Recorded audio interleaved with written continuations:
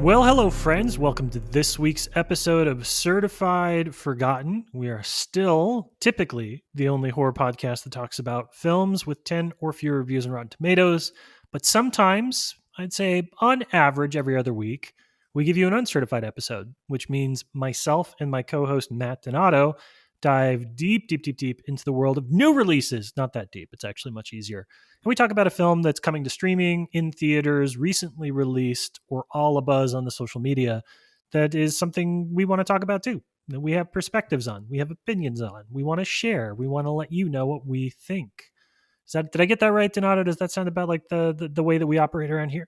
I think that is the gist of our podcast that is now well over 100 episodes. So if you've been here, you know what to expect. We got no guests because we're talking about a new title this week. Well, I shouldn't say new officially. It did hit theaters. It had a nice theatrical run first, which is always nice to see when a streamer is willing to put their movies in theaters. So this is hitting Shudder as of this week, or I should say as of the end of March, because I don't know when you're listening to this. So March 2025, you've got The Rule of Jenny Penn hitting Shudder finally after its theatrical run. Yes, if you are someone from the post-apocalyptic wasteland that has discovered the one server that still has, for some reason, all of our podcast episodes on it, let me give you a plot synopsis so you know what this movie was and how we watched it back when we still had movie theaters and TVs. Stefan is a man used to power. As a lifelong judge, he has wielded justice in his courtroom with complete disdain for others. So when he finds himself in a budget retirement community recovering from a stroke, Stefan assumes that his stay will be brief. That is, until he meets Dave, an alleged dementia patient who stalks the halls at night with a hand puppet named Jenny Penn to administer beatings and acts of cruelty on the other residents. And because Stefan dare holds his ground, Dave makes breaking him his greatest achievement yet. That's me. I wrote that. That is in the review of The Rule of Jenny Penn that we published coming out of Fantastic Fest in 2024. For a brief shining moment, Matthew Donato, our review of The Rule of Jenny Penn ranked above the New York Times review of the film. And I'm sad to be the one to tell you right here on this live podcast reporting that we no longer outrank the New York Times for their film review. Yes, we flew too close to the sun immediately, and that is where that is. Where do we rank on my Bloody Disgusting review, though? Did I beat us? Is there intercompetition here? No, we're still higher. So we are one spot behind the New York Times, which is now the number one review, at least the last time I checked earlier today.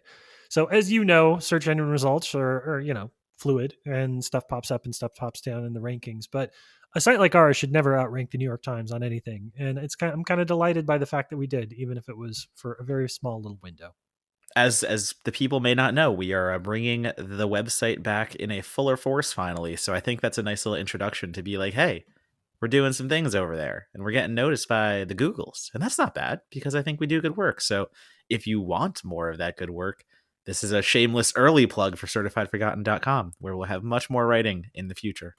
Yep. And you can read my full review where I say a lot of the things I'm about to say on this podcast too, which is, hey, I like this movie. Did you like this movie? I like this movie. Hey, I like this movie too. Yeah, I did. I actually did not catch it at Fantastic Fest. So I had that second wave viewing when it came out theatrically, which I was a little nervous of because I heard amazing things about The Rule of Jenny Penn out of Fantastic Fest. Everyone, I think Brad McHarg was the first out of the theater going, oh, best movie I'm going to see here. And I mean, it was literally the first movie he saw there. And he was already like, you can't get better than this. So I was tempering expectations because, all right, am I going to get hit with that little hype bug? What's going to go on here?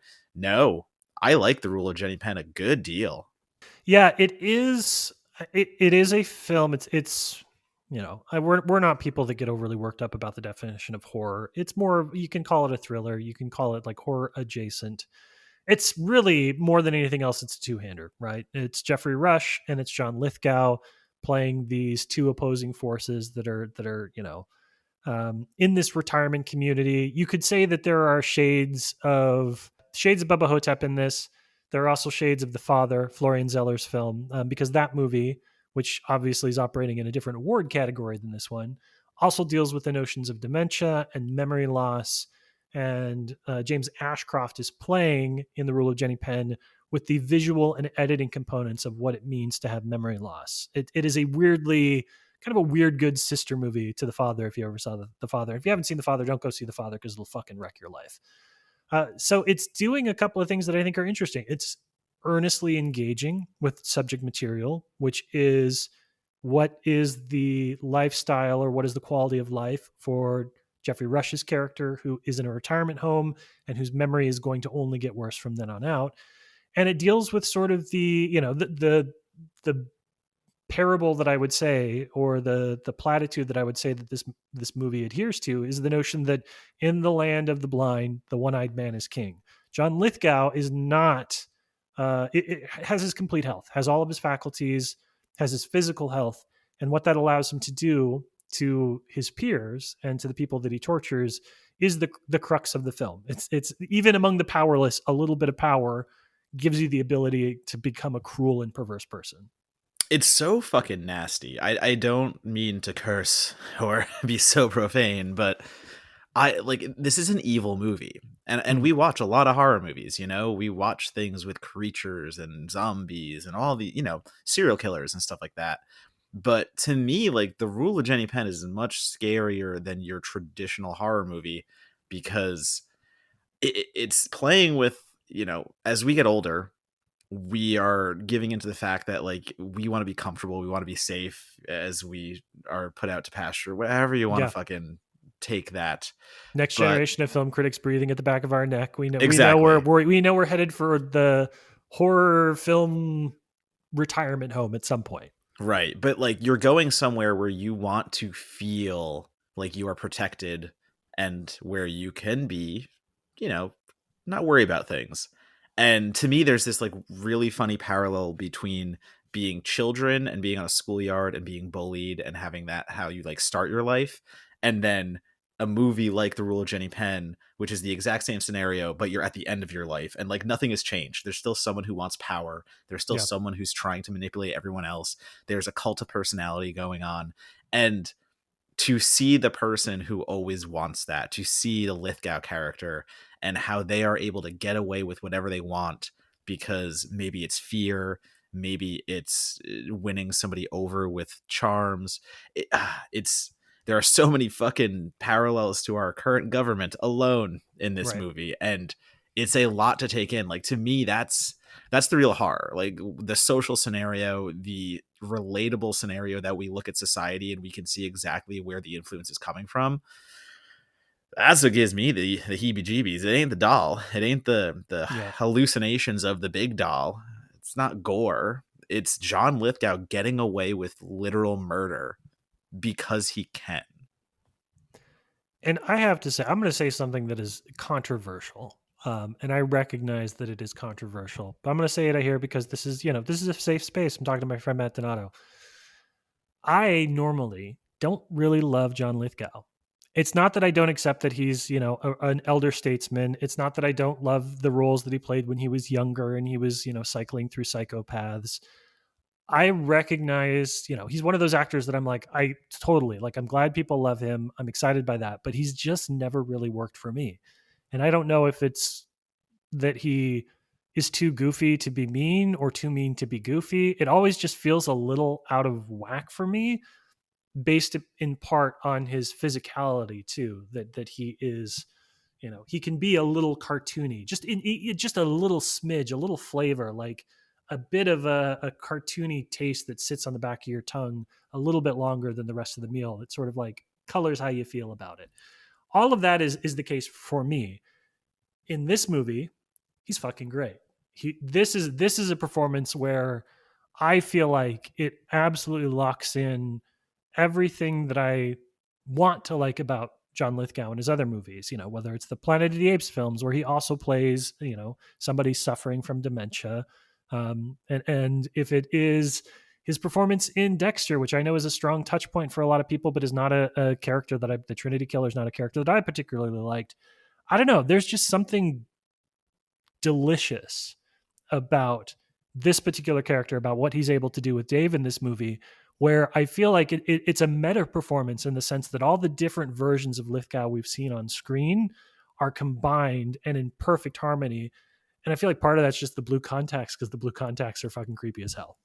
Yeah, they're piercing. Like it is a aggressive blue, but I think also because yeah, you call him cartoony, and I get what you're saying in his physicality and the way he plays characters, but that works here because we're talking Hmm. about dementia and we're talking about a scenario that in itself is, I want to say absurd, but obviously there is a little bit of realism to what is happening here, and Yeah, retirement home culture and things of that nature. But in any regard, Lithgow stands out because he is playing a dementia patient that is faking it, so to be over the top is exactly how that would be played. And in doing so, once again, very creepy, whether he is just dancing in front yeah, of his peers as they look on in confusion and horror, or man, like, some of the nighttime stuff where he breaks into people's rooms and the inappropriate actions that take place.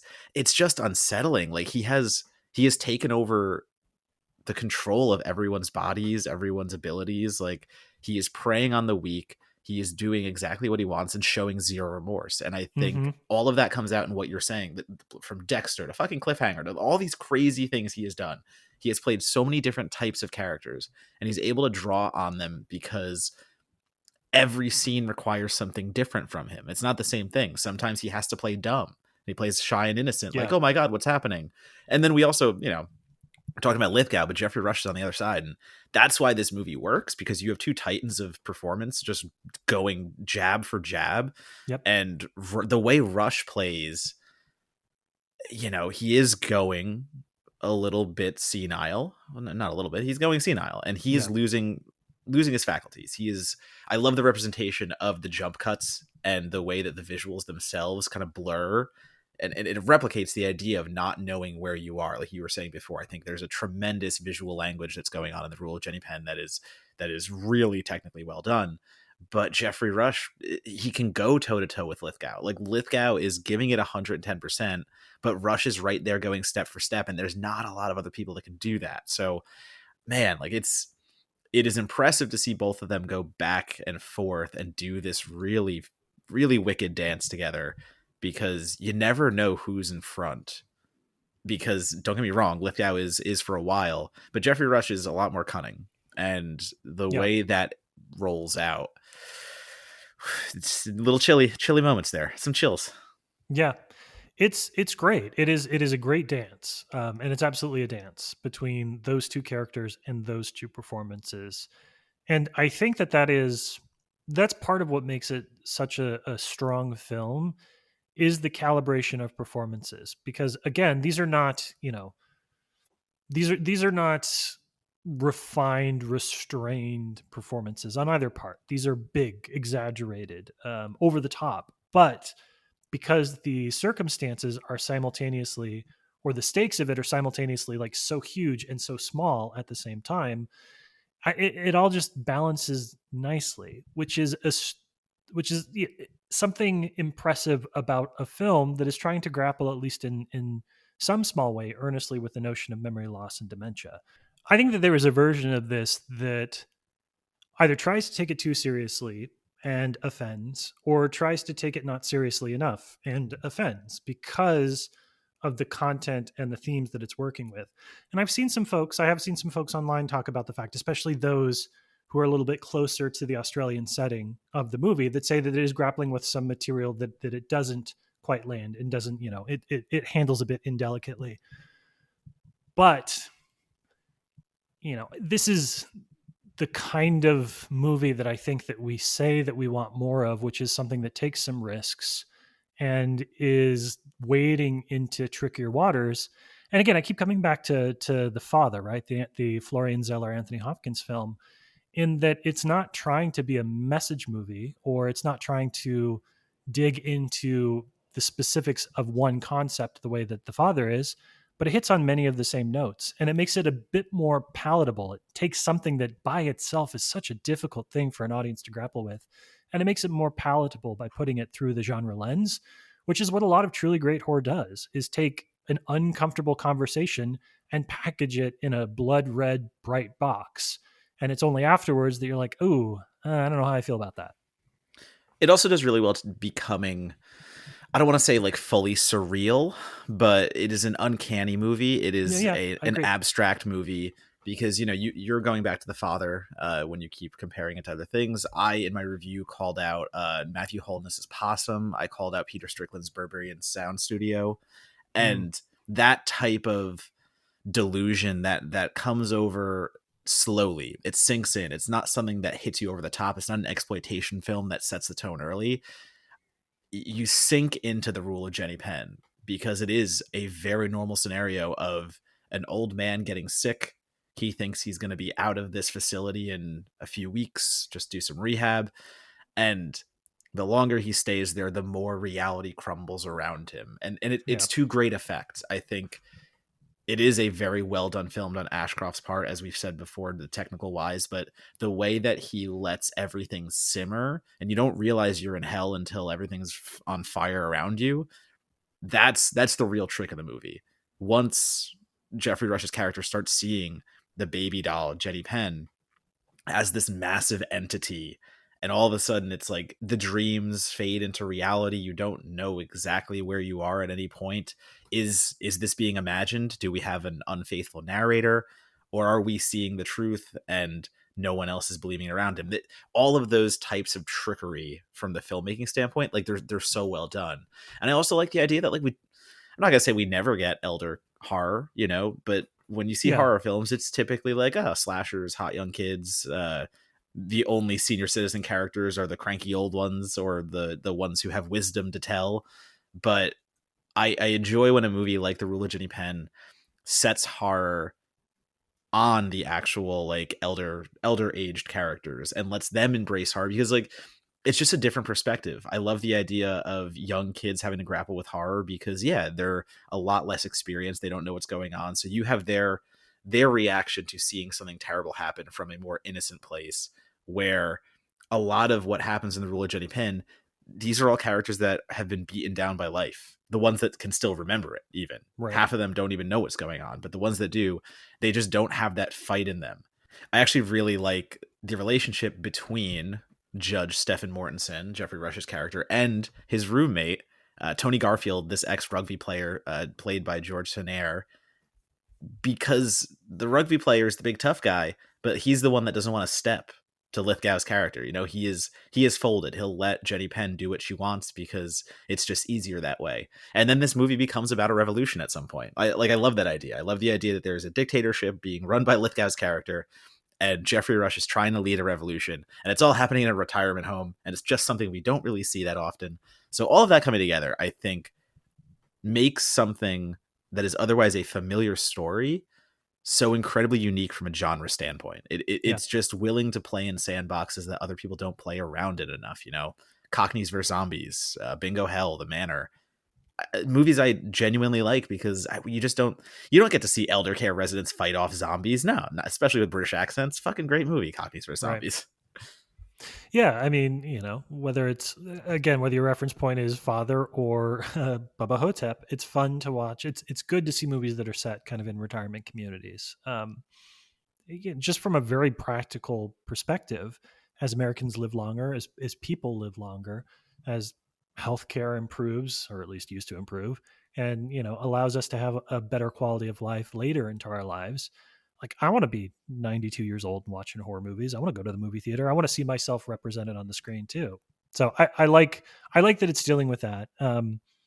Reminds me in some ways and in some places of Relic too, the 2020 horror film that I made the mistake of showing to a friend of mine who had recently gotten into horror. Shout out Iris, you're awesome, and who still comes to me for horror recommendations. But that movie broke her mind, body, and soul, which I do take some small perverse pride in. I want to note too that you've heard me say on the podcast before. One of my favorite things, the best thing that a movie can do, is have its characters make the right decisions or the earnest decisions and have it not matter. And I think there's a flavor of that in here as well, because I think that you could make The Rule of Jenny Penn with a staff lifted from One Flew Over the Cuckoo's Nest, where they're checked out and they're cruel and they're mean and they're flashing their own power structures over the residents. But far and wide, for the most part, the Rule Jenny Penn is not about a group of healthcare professionals who hate their patients. They're just overworked and they're succumbing a little bit to ageism and don't believe that anybody could be doing the kind of things that Dave does. And that adds to all the points that you say, Donato, that adds another like mundane element of horror to this, which is like somebody could say something, somebody could see something and step up, but everybody's just so involved in their own life and so unwilling to give the benefit of the doubt to other people's experiences, that this kind of cruelty is allowed to go on and perpetuate, not because anybody wants people to suffer, but just because they're like, no, I've got my own thing going on, and of course he couldn't be doing this because he's in here and I'm out there. Yeah, I think the ageism is a big part. As we grow older, we treat people like children again. Again, we regress, and maybe that comes along with symptoms of something you're suffering. I totally understand that, but you think about how many times you had to go visit a grandparent in a retirement home as a kid, and it was just this haunted place. At least for me, like whenever I go in, I could still like smell that kind of hospital sanitized smell, and no one really knows what's going on, and it is terrifying as a memory. And I like how Ashcroft plays on that, because they are places where not many happy thoughts happen, let's say. It is Sure. not surrounded by joyous occasions, and to depict that in the way he depicts that, where it is just about people trying to live at a certain point. Not everyone there is losing their marbles. There are people who are just trying to recover and get back on their feet or whatever that may be. And to see how, yeah, that the treatment is one thing, but also just how we don't think anything bad can happen there Mm-hmm. when you have a monster who can literally take over. Yeah, it's just like a lot. It's a lot of like unsettling thoughts from reality blending with the horror genre in a way that is mindfucky enough, where it just kind of like weasels in there. It just nestles in your brain. And like I said, the way the film doesn't speed into the most horrific materials, and just, at first Lithgow's character is just goofing off. He's just being a little mischievous old man, and He's a scamp. he's a scamp. He's being a scamp. And then he sexually harasses somebody, and you're like, oh, motherfucker. Okay, no, this is going to get way worse. And it does. And it gets entirely worse. And it is that thing of what you let happen will continue to happen until somebody stands up to it. And there's a lot of that theming going on. So I don't know. It's crafty in the way that it goes about its theming. It's crafty in the way that it goes about letting the audience feel somewhat safe and then absolutely utterly fucking violated, which again is an impressive thing to accomplish. And I'm saying that about the filmmaker who made Coming Home in the Dark. So we know that James Ashcroft can do fucked up horror. We know that he can deliver gut punches, because I don't know if you've seen Coming Home in the Dark, but that thing starts with a goddamn gut punch and it just keeps rolling. So Ozploitation kind of stuff, man. Australians are making some fucked up movies. True. In my review, I'll quote myself because So humble. yeah, why not? I'm good at this. Um, I did talk a little bit about how, especially as the movie goes on, it can kind of step in and out of its concentration, and it can get a little wobbly because it's a little bit longer too. Like, the movie should be 93 minutes. So shoot me. But the analogy that I do say is the film evokes the experience of sitting in a stoplight and watching the blinkers of the cars ahead of you. It's worth it for those stretches when the two lights are perfectly in sync, but those moments never last forever. And that's kind of how I feel about the film. Like, this movie, if you can go in with a clear mind and you are okay with picking up what the movie's putting down in terms of some of its broader concepts and themes, there are stretches of this film which are as good as anything you're going to see in the theaters or at home this year. There are 5-minute, 10-minute bursts of this movie that are horrifying and surrealistic. I'm going to say it's I like that as a descriptor. Surrealistic and terrifying and uncomfortable, and it's not always there, but I don't know. I would much rather see a movie that manages to achieve 5 stars sometimes than watch a movie that just sort of solidly coasts at 3 stars the entire time. And I think that this is going to be a film a lot of people stumble into without a lot of knowledge about what's going on, or history for what people thought of the movie. I think it's going to be a really impactful and memorable cold watch for a lot of Shudder subscribers, and I kind of love that for them. Yeah, I just read back my review very quickly, and I bring up instability a lot, and I think that's the key factor for me that made me really latch on to The Rule of Jenny Penn, because I think Ashcroft does let this film become unstable in the right ways. I think Yeah. unstable can be used as a positive and a negative, let's be honest. But the rule of Jenny Penn never flies off its axis. It just kind of wobbles, and it keeps It you in this does. state of, your stomach is just a little nauseous the whole time, but you never throw up. It's never that bad. It's just one of those kind of nagging feelings. And I forgot about how the visuals themselves, it's not even just the hallucinatory imagery, but Lithgow does turn more monstrous as the film goes. I love towards Mm. the end how it's not just the visual language of depicting Jeffrey Rush's character's dementia, or whether time is real or not, whether there is an evil entity or it's just a human, but whether it's real or not, you do see Lithgow become more and more of a demon as it goes on. His teeth get more crooked and jagged, the eyes get brighter and more piercing, the hair gets more frazzled, and it's just those little details. It's not about, he's not Pennywise from the start, but he does turn into this monster of a human towards the end, Mm. not just inwardly, outwardly. And maybe some people need that to be like, oh, he's the bad guy, but at the end of the Yeah. day, like, it's just a really fun little visual storytelling note that other filmmakers wouldn't think about. And when I watch a movie like this, I see the talent behind James Ashcroft and the way he's able to take tiny details, not just the big picture, and make them all work together in unison to create this entire tapestry of it, in this case, pure fucking evil shrouded behind an old man. Yeah.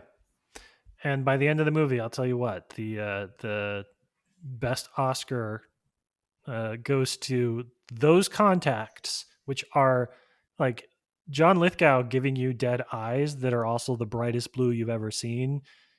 That's not an not inconsequential amount of the movie is terrifying, just because John Lithgow is completely still and staring, and his eyes are bluer than any human being's eyes should be. It's an unnatural shade of blue. It is a shade of blue that does not exist or should not exist in the real world in eye colors. And it's whenever a filmmaker can find a little touch like that to bring a character to life, it's always a delight. Which is funny too, because like blue is like a common color. It's not one of those colors that's meant to really incite rage, which is just one more tiny little detail that, oh, look at these eyes. You get lost in them and you don't realize Yeah, what's happening. And then Jeffrey Rush throws pudding at him, and it's delightful. Like, good I stuff.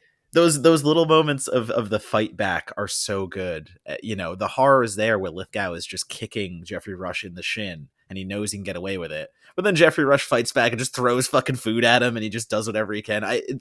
There is a feistiness and fire in Rush that he cannot fully emote because his character is immobilized, and that alone, it's to see that portrayed. I think Rush really brings out an intensity in that character, and the disbelief is hard to watch, but he still pursues. There's a lot of good things going on here. Final question, Donato. Would you watch this one again? Yeah, I think I would watch this one again. It's not a typical Donato movie, but there's enough enrapturing meanness that I would love to show this to somebody that didn't know what they were getting into. Hmm. You remain, as always, the cruelest of curators. Well done, Matthew. Oh yeah, I want you to have a bad fucking time. Movie night at Donato's is miserable. All right, well, that's it. That's the rule of Jenny Penn. If you're listening to this, it is now streaming on Shudder, or again, if you're in a post-apocalyptic bunker and you found one hard drive with Shudder's movies on it, hey, congratulations, you won the post-apocalyptic lottery. Donato, you are about to head to Overlook, so where can folks follow along as you go see some pretty cool horror films? You can follow me at Donatobomb, DONATOBOMB, on Blue Sky, Letterboxd, and Instagram. I haven't even letterboxed my South by movies yet, but I promise I'll do that before Overlook. I do. Reviews will come on the social medias. I'll be writing for Daily Dead for that specifically, but I don't know. I've seen like 80% of the slate, and I'm in New Orleans, so expect more pictures of me hanging out with people and drinking in New Orleans than reviews for this festival. There you go. As for me, you can follow me on just Blue Sky. It's Monogola, bsky.app or .social or whatever it is. I never remember the handles for that thing. And you should also, as Donato said, you should also visit certifiedforgotten.com and you should subscribe. If for nothing else, you should scroll down to the bottom of our homepage and subscribe for our newsletter. We're about to kick off our weekly newsletter, which will include our short thoughts on what's going on in the horror community, as well as a few look backs on some of our favorite pieces that we've published over the last 5 years. We're closing in on 5 years as a website, Donato, which is absolutely crazy to me. But yeah, we're not going to ask you for money yet. Try before you buy. Sign up for our newsletter, read some articles on the website. Once you hit that paywall, maybe think about throwing a couple of bucks our way a month if you like what you see and you want to see more of it. But otherwise, our friends, we will see you soon. And I think next time we speak, we'll be speaking with another awesome guest. So fingers crossed.